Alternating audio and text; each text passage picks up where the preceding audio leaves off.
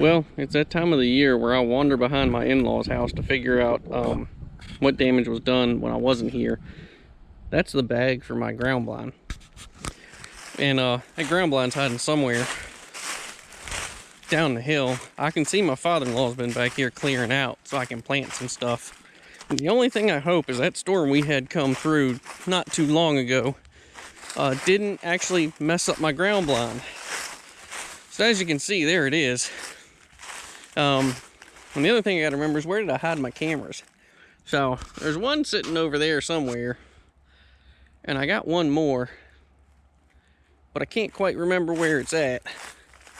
Well, there she is, hiding down in the corner right here, and it looks like she got cocked a little sideways on the tree.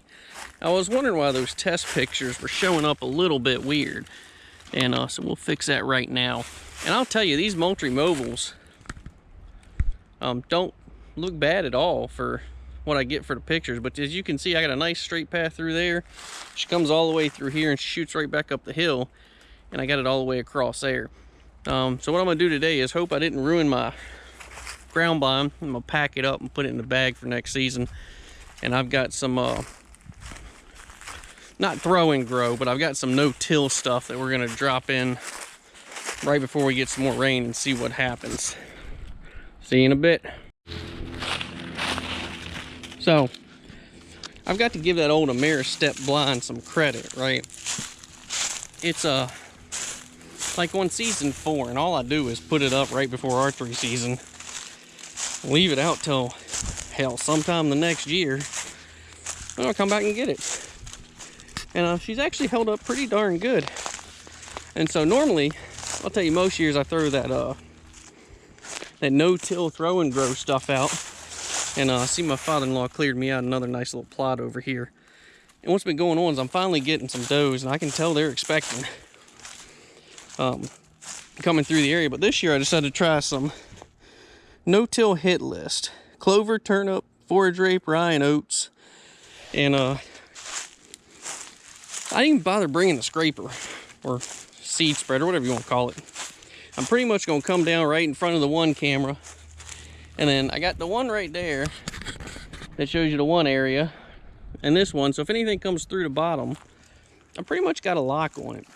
And so we've knocked all this down, and I'm gonna get to throwing this stuff out here, and we'll come back in a couple weeks, take a little look and see if anything actually takes like I want it to.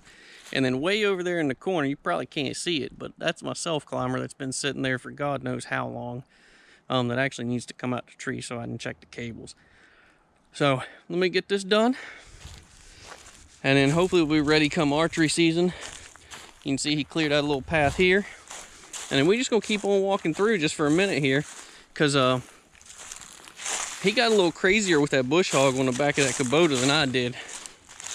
And he darn near knocked down everything. I'll tell you, the past couple years, before I switched from a compound bow to a crossbow, you can give me all the hate you want, but I just get so daggone excited I can't keep still. So I had to increase my odds and lessen the chance of, wounding an animal. But right there, I probably missed twice shooting high over the back of a doe. And but all this now has been cleared out and knocked down. She's good and wide open. There's that self climber. One of my favorite areas to hunt, because just over the other side of that ridge there's a little creek. Same thing over there, and they'll come through here almost every daggone evening. But when I can go back in there in the bottom and get something growing and get them coming through there, it makes it a little bit easier to slip in the afternoons and the evenings after work. So a lot of work to do. And we got a couple months, but we'll get her ready for deer season.